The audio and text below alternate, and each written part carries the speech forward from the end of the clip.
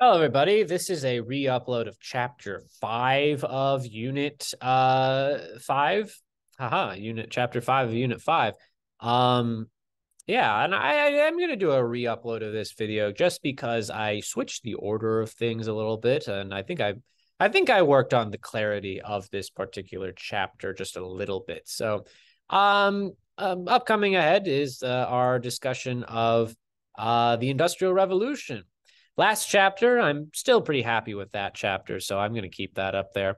Last chapter, we looked at the causes of the Industrial Revolution. Remember, there are three. There are the Agricultural Revolution, less farmers needed because of new inventions. Therefore, those can be the labor force, the workforce of factories. Awesome. Also, the land can be used for factories too. That's pretty cool. Second Agricultural Revolution. That is a lot of impacts right there. That means that there are less farmers needed for farms. They can work in factories. It means there are more people worldwide. More people means potential more workers. But also the fact the second agricultural revolution led to changes in land development as well. So that's one cause. Second cause, what is the second cause? I cannot remember. The second cause is increased trade and infrastructure. So a lot of different precursors happened that allowed for the Industrial Revolution to occur. The age of colonization, the raw materials from the New World, and the capital and the money gained from the New World, all of these things allowed for Europe to industrialize. Its gold and silver reserves, guess where they came from? It came from stealing them from Native Americans in the New World. Awesome. Well, not for Native Americans, obviously. The Commercial Revolution, it led to the rise of the middle class. The middle class tend to be in favor of trying to sell things people want, and people want is manufactured goods. If we can produce them cheaper here in Europe, that's going to help us out a lot. So that kind of explains the entrepreneurship idea. It helps explain what else does it help explain? It helps explain the capital idea, and it also helps explain the the capital and the entrepreneurship. And then finally, we have the invention of new inventions, and that is the invention of new inventions. That sounded very intelligent. So you definitely need to know at least three inventions from the Industrial Revolution. I would say that the steam engine is the most important. Any of the textile machines like the spinning jenny or the power loom, those are important too. Trains, any of those things. So that's something you would need to know for your AP knowledge. I believe sometimes there are SAQ questions that are basically kind of asking you to say, name one invention that helped impact the Industrial Revolution, stuff like that. You could see that on your Unit 5 SAQ. Anyway, so today we are going to look at the results of the Industrial Revolution. Were the results of the Industrial Revolution a disaster for the human race? Well, yes and no in many ways. Let's explore that idea a bit. Today, we're going to look at new developments in society as a result of the Industrial Revolution. So today is going to be mostly focused on the idea of how did the Industrial Revolution impact social hierarchies and standard of living. And if you were in class, you might have experienced already what the social conditions, the social hierarchies were during the Industrial Revolution. There's a huge wealth gap between rich and poor, and that's something we'll explore today. Awesome sauceum apple possum. Let's take a look at the social results of the Industrial Revolution. And I'm moving around because I need a charger. Actually, I need to charge my computer. So let's take a look at a few of them. Firstly, we're going to take a look at the environments of the Industrial Revolution. We're going to take a look at where is the Industrial Revolution happening? And what is that doing to not only the natural environment, what is it doing to cities? Because this is probably the most immediate impact of the Industrial Revolution, is that because factories tend to be placed in cities, we are going to see intense urbanization, and that's going to lead to the rise of what we call industrial cities. So we are going to see that these cities will emerge. They will become huge centers of population throughout Europe. We will see explosion of the urban population, very unprecedented in European history anyway, because of the demand for workers will lead to more workers coming into the cities, and they will take up those jobs in the early industrial factories. Factories are going to develop quickly. That leads to the creation of huge urban industrial cities called megalopolises.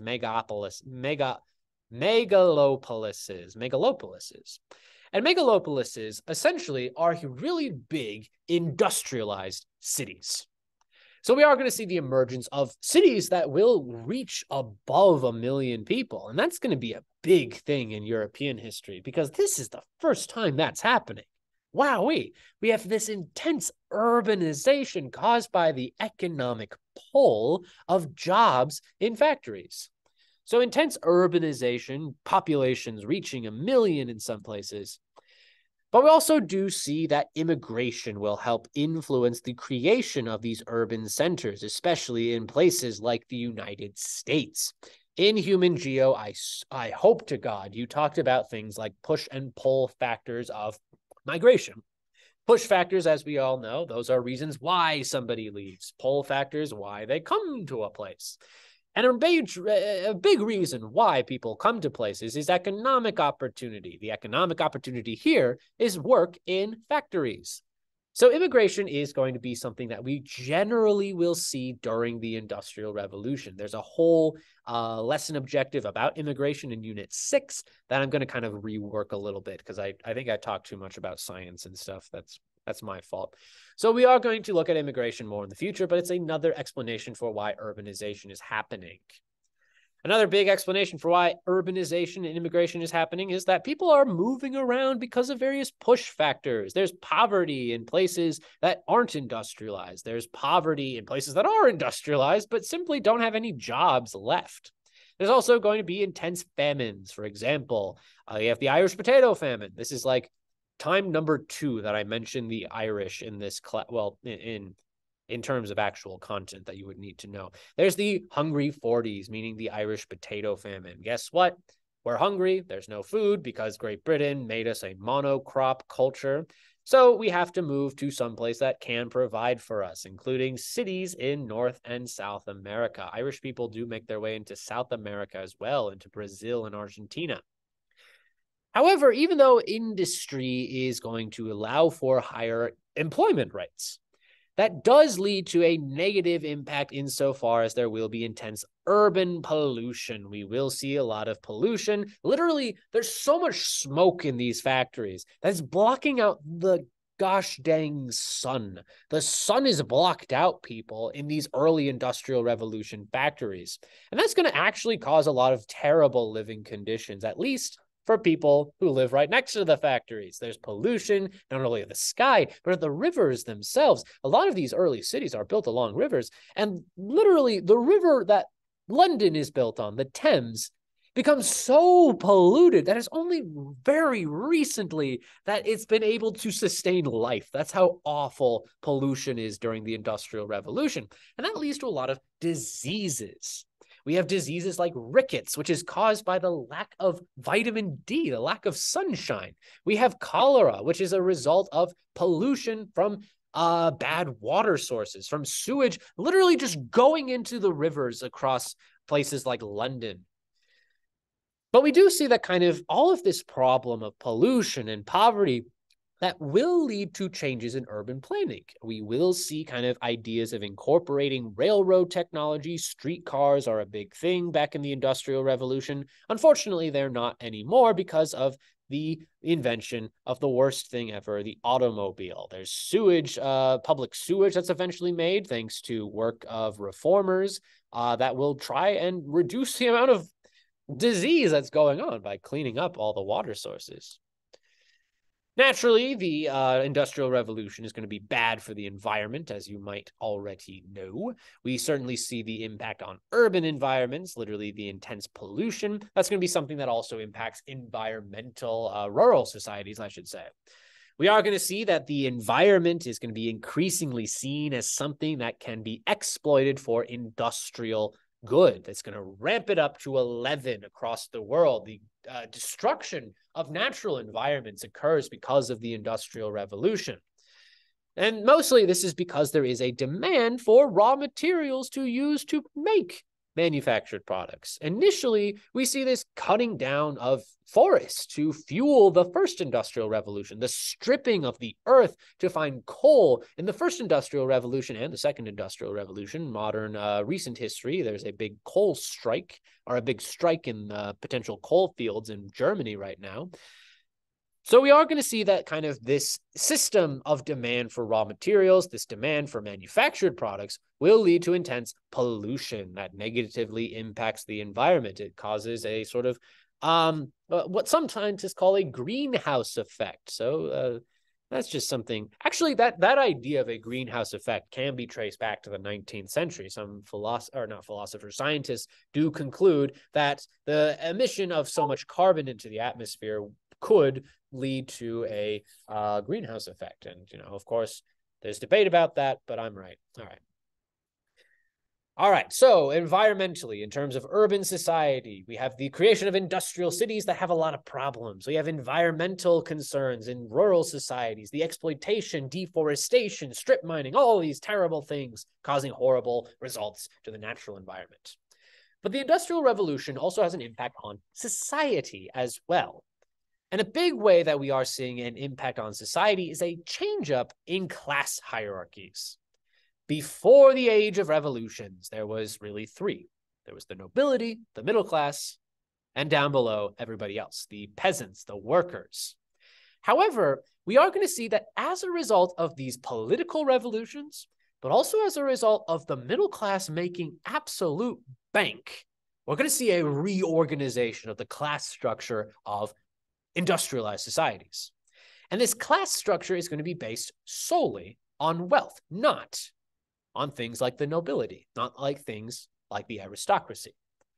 So we are going to see a change in social wealth as a result of the Industrial Revolution. We are going to see the creation of two major classes.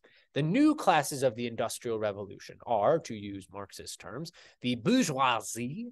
These are people who own the factories, who own business. They are people who own private property, who pay workers a wage, versus the proletariat. The proletariat are people who make wages. They are the working class.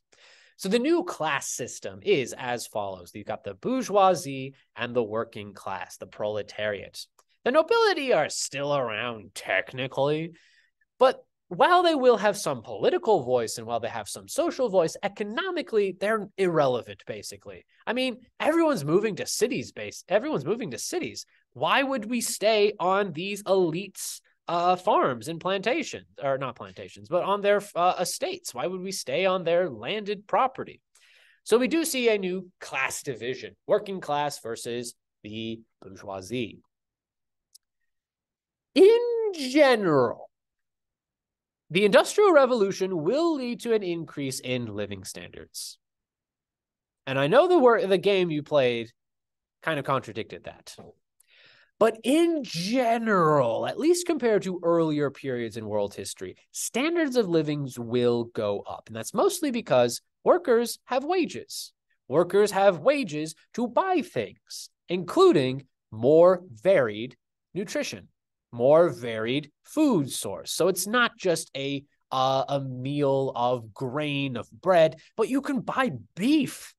You can buy vegetables and fruit. So we do see that because of increased wage work, that there is a greater availability of a variety of different food. This food, while it's not going to be the safest food ever, there's still an unregulated milk and dairy industry, there's still unregulated meat industry, we do see that people have a greater access to food, a greater access to manufactured products as well. So standard of living generally goes up. We see that milk is safer, just as kind of just another piece of evidence to prove that standards of living is going up, is thanks to the work of Louis Pasteur. Louis Pasteur, a French scientist that is going to be pioneering ideas of food preservation. So food lasts longer. It's easier to get. People have wages. They can buy things rather than make it themselves. And yet there is an extremely high wealth disparity. We do see that while people tend to be living longer, that there are a lot of problems as a result of this inequality in wealth. There's a wealth gap between rich and poor, as we explored in that game we played. And in general, while for all of society, living standards go up, the class that benefits the most, it's the class that owns the factories. It's the class that owns the mines and the textile mills and all these places. It's the middle class. It's the bourgeoisie.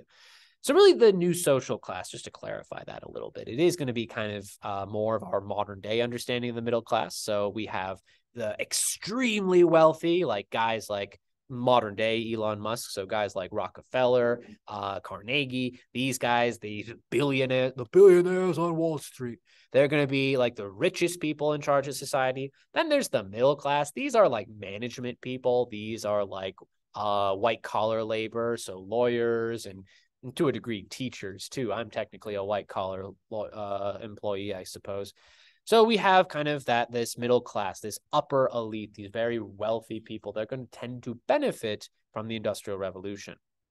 So let's pay attention to the people that benefit the most. As I said before, we see that the middle class are going to become a lot more economically important and politically important as well. They can participate in constitutional monarchies. They can participate in republics that form as a result of the Age of the Revolutions.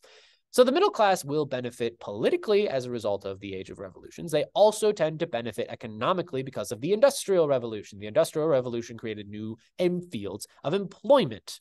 We are going to see that new fields of employment include things like white-collar labor. White-collar labor essentially is jobs related to management. So a factory manager, not necessarily a factory owner, but also things like lawyers, people that defend the property of middle class, of the bourgeoisie, of the factory owners. So white-collar labor is a new thing that's emerging that's mostly going to be practiced by the middle class, by this kind of not the factory owners, not the factory workers, but the factory managers. And we are going to see that the Industrial Revolution also benefits in terms of things that the middle class can buy.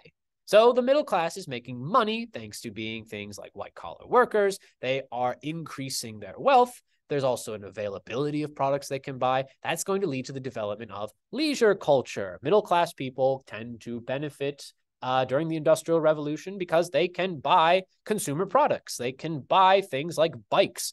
Bikes, you might not believe it, were really big in the end of the 19th century. It was a status symbol if you had a bike. And then back then, it was the really funny bikes where it was the really big wheel.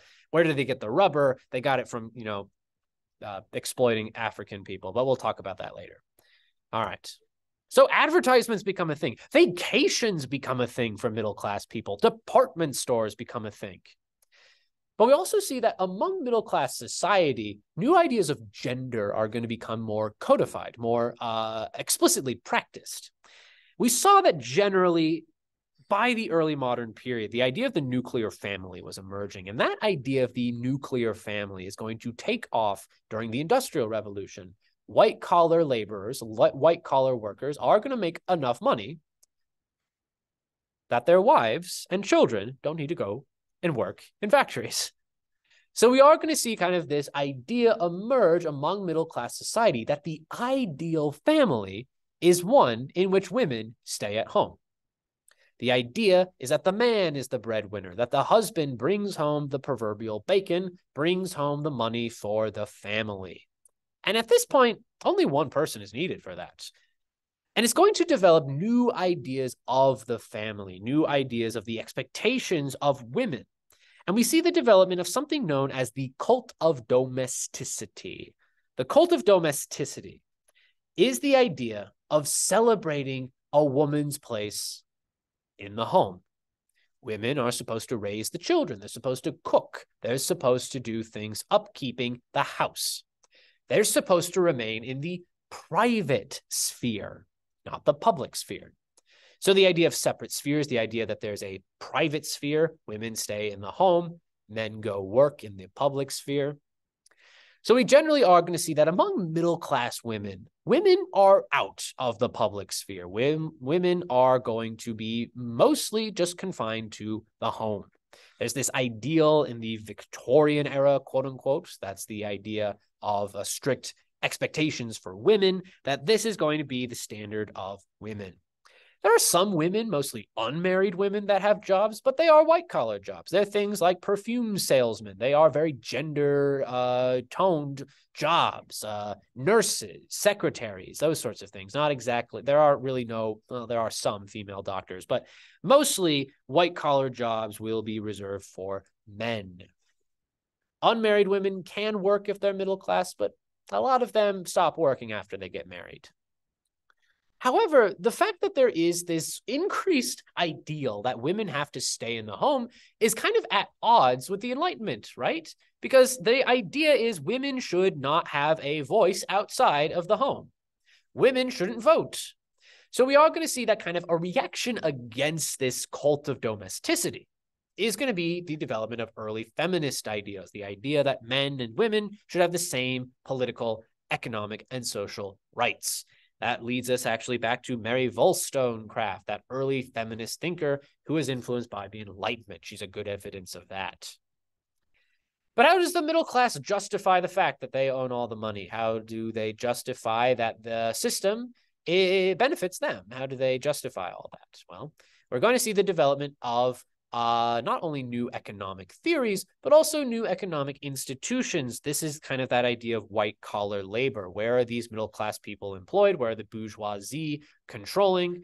Well, we do see that new economic institutions will help increase availability of white-collar labor. We are going to see the development of what we call transnational companies, companies that do business overseas. We've already kind of seen some examples of this with the British East India Company, but we'll see the development of transnational companies, companies that do business outside of, say, Great Britain, for example.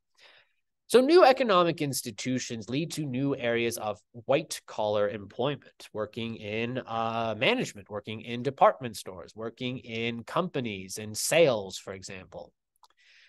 But in order to kind of justify this new economic status, we do see the development of new theories of the economy and politics that are extensions of the Enlightenment, especially the Enlightenment's idea of protecting private property. And this big idea that's emerging is something known as economic liberalism. Economic liberalism is the idea that a government should have a limited, if any, role in the economy.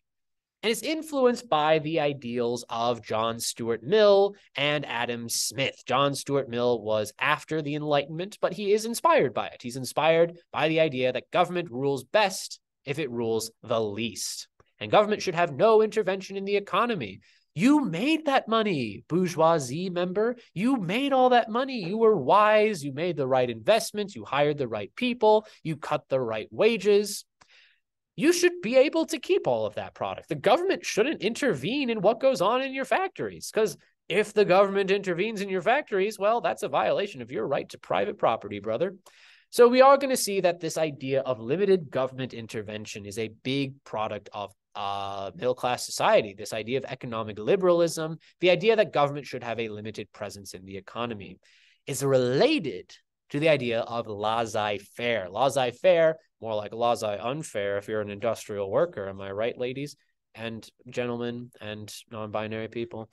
Ideas of laissez-faire economics, the idea that the government should have no presence in the economy, hands off completely. But what's the impact of the idea that the government should not regulate the economy, that government should not regulate the conditions in factories, that they should not regulate the conditions in very poor neighborhoods? Well, let's look at working class society. Well, throughout the early Industrial Revolution, a lot of the economies of Europe, North America, and to a degree Japan as well, are going to be extremely unregulated. Government is not going to have a say in the economy because, guess what? Isn't it the natural right of property owners to pay who they want, when they want, how much they want? It's their right to do that, right? Well, the impact of that is that people are not going to get paid a lot. We are going to see extreme examples of urban poverty across industrialized societies. It's absolutely outrageous. We see disease is rampant in these neighborhoods, in these industrial cities. There's extremely low pay. There's extremely poor housing that's literally built so quickly it falls apart. There's examples of buildings just collapsing because landowners, these landlords, they use the worst materials possible because they're the cheapest. We see a very unregulated society, and that has the impact of just hurting people, basically. So very low pay, dangerous living conditions outside of the factories, and not a lot of hope for advancement because very dangerous conditions. There's no real safety net if people get sick. There's no insurance. There's no unemployment insurance. There's no disability insurance. There's no old age pensions. People work until they die, literally. And the factory conditions themselves, as you experience, are extremely dangerous. We do see a lot of examples of factory owners just simply not caring what goes on in their factories. As long as they produce a lot of products, that's going to drive prices down. That's going to drive up demand. That's going to drive up profits. So in order to make a most profit, a lot of things will be cut, including wages, including basic safety. And the idea is basically that, sure, workers have a choice, don't they? Workers have a choice where they go and work because workers are interested in making money. And if they're not happy with their unsafe conditions, can't they just go somewhere else? Well, I mean, that's true, I guess. But every place is paying like terribly.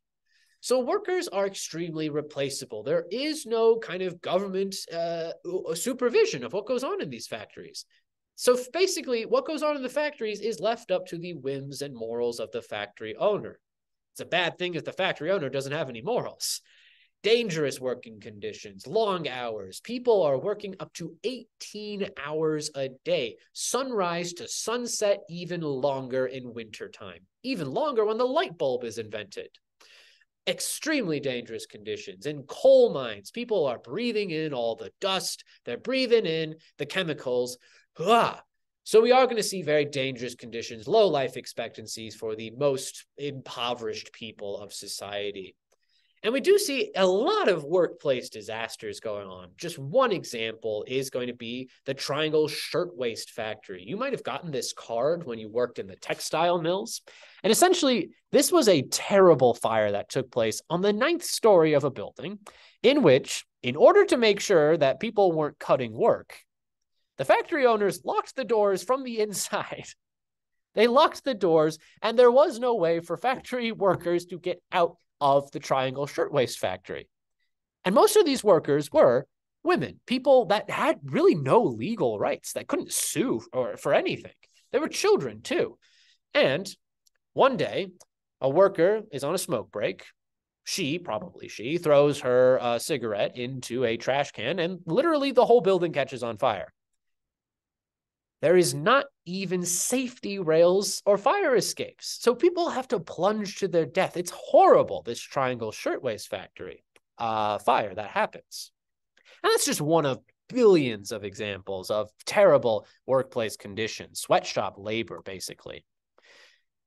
And women are going to make up a pretty big part of the industrial workforce, especially working class women, because since pay is so low, you can't have that middle-class ideal of a nuclear family. You have to have everybody working. You've got to have the wife working. You've got to have the kids as young as 10 working in the coal mines, in the silver shops, in the textile mills, in the steel mills. And children were especially desired by factory owners in many ways. But they were desired because they had small hands. They had little tiny hands that could fit into machines and fix the machines. Oh no, your hand got stuck in there? Well, that sucks. Shouldn't have done that.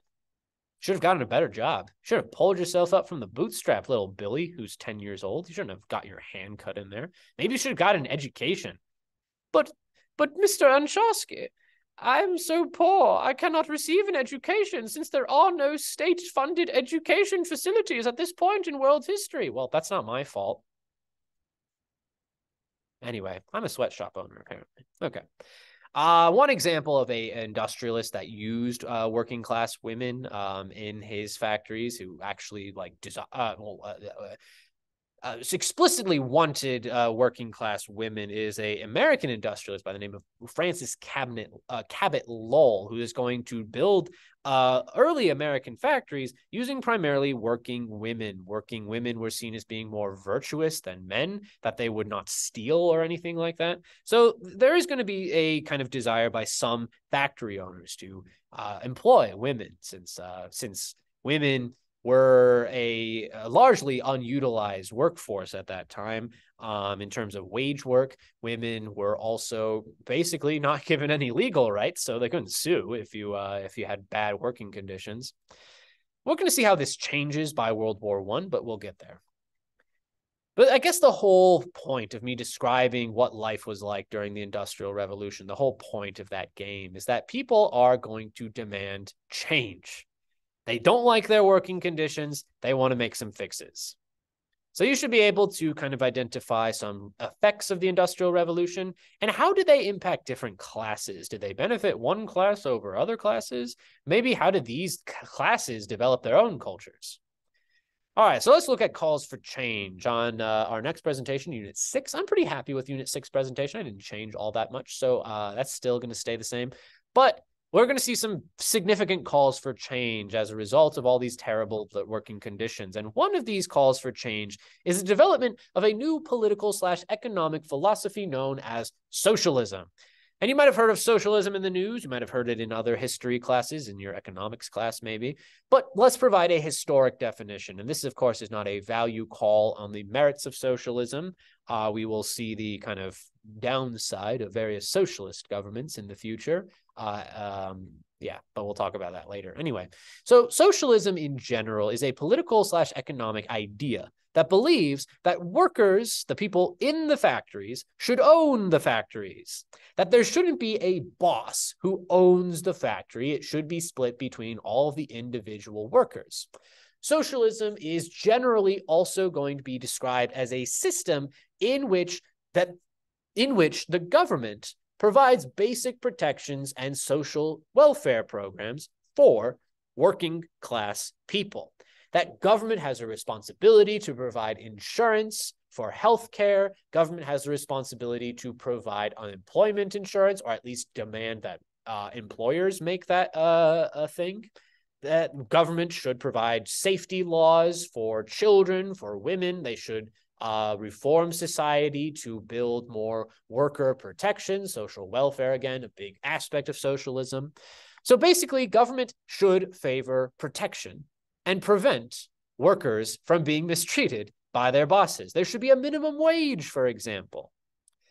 Some socialists also believe that government should own various industries, that government should own healthcare, for example. Government should own the factories. So this idea that government should own major industries, that's called nationalization. So nationalization of major industries, that's also a big aspect of socialism. And socialism is such a complicated historic idea to explain because there's like 50 billion different schools of thought and they all hate each other for some reason. But we're going to explore one idea of socialism perpetuated by a German philosopher known as Karl Marx. And Karl Marx was influenced by a variety of different things. He's influenced by the Enlightenment's idea that things can change. So he likes that idea. But he also is influenced by the failings of working class people in revolutions like in 1848. Working class people wanted a republic. They wanted protections against exploitation. But they didn't get that in their revolutions of 1848. So we are going to see that the inspiration of these earlier movements, that's going to inspire Karl Marx. Who is Karl Marx? Karl Marx was a German economist and philosopher that believed in fixing society by implementing socialism. And he's going to actually develop a new type of socialism, a new political theory known as communism.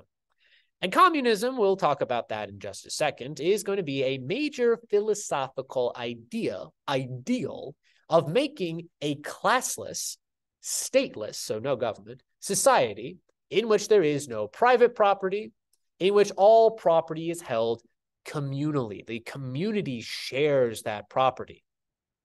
So this kind of begs the question, what's the difference between socialism and communism? Well, let's look at what Karl Marx said. Well, Karl Marx wrote with his best friend and possible lover, Friedrich Engels. They weren't lovers. That was a joke. But we are going to see that Karl Marx is going to develop his theory of history. He believes that history is a series of class conflicts. At first, it was between the middle class and the nobility. Now, because of the Industrial Revolution and political changes, it's the middle class, the bourgeoisie, against the proletariat. So he believes that the next stage of history is going to be the implementation of socialism, the implementation of a government that controls major industries, that provides basic welfare for laborers, for workers. But he believes that eventually a socialist society would transition into communism. Communism is the idea of not having a government, the idea of not having private property, the idea of not having any social classes, no money, none of that things. So while socialism does have some private property, it has money, it has a distinction of some classes at the very least, communism is a sort of ideal of a non-classless, non-state society, no government, no classes. So a lot of governments are going to claim that they are going to build communism, but they kind of are at this socialist state. Socialism, according to Marx, is a transition point to communism. All right. So I would show a few videos in class, or at least one video about the difference between communism and socialism, specifically Karl Marx's ideas. This what? Shut up. And then I would reemphasize the difference of what communism is, because that confuses people sometimes. All right. So you should be able to identify big ideas of socialism, and I'm just going to tell them to you right now. Government control of major industries, the nationalization of the means of production, government protections of workers, social welfare, and some existence of private property, a so-called mixed economy. Goods are sold on the free market, but they are produced in things owned by the government, basically. So you should be able to also identify, why did people develop ideas of socialism? What were they complaining about? Did they have anything to complain about? What was the context of the building of socialism? All right, so socialism is not the only ideology that will emerge. Communism and socialism are not the only ideas and political systems that emerge. Well, let's look at other ways that workers will organize to try and get some basic protections. And one such way is labor unions. What are unions? Unions are organizations of people who work in a specific profession. They organize together, they have various leaders, and these leaders then negotiate with bosses for fairer conditions. So unions negotiate with bosses for better wages, for better hours, for example. And if those bosses decide not to give those things, guess what unions do? They get strikes. They go on strike. They get all of their workers to go on strike. And strikes did happen a lot in the 1800s. Some were successful. But a lot of times, since governments were mostly controlled by very wealthy people, these governments would oftentimes side with wealthy people. Sometimes government would side with working class people. President Roosevelt in the United States, for example, would do that. But we see for the most part, governments tend to favor capitalism in Western Europe. So in order to reform government, there are a few kind of options that working class people had. One of those options was building what we call labor parties.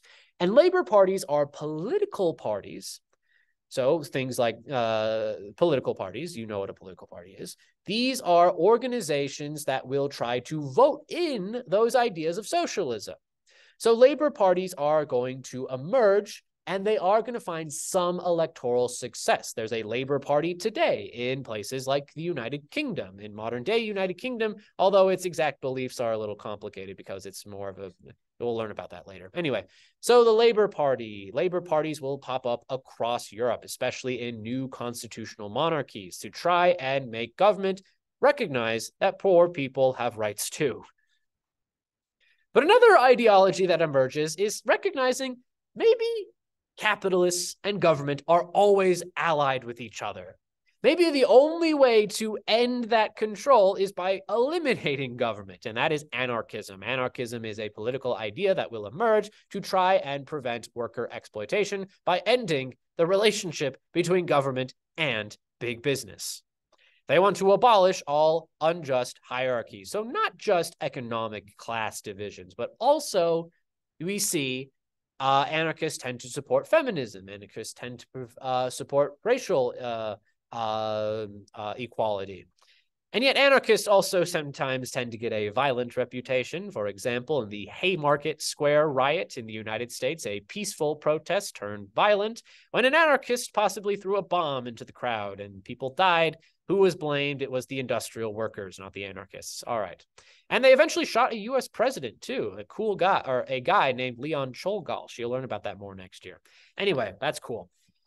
Awesome, sawsome, apple possum. So considering your opinion of history and considering your outside knowledge, what you'll know about the 20th century, what are your personal opinions about socialism, communism, and capitalism? Can these things benefit people in society? Are there benefits of these things? Are there drawbacks of these things? And anything you could use to answer this question. And of course, there's no right or wrong answer and this is more of a personal question. So, whatever you feel like answering, that's fine. So that's really it. Thanks for watching. Hope you had a grand old time. I ended the same way I did the other one. Anyway, bye bye. Stop recording and meeting.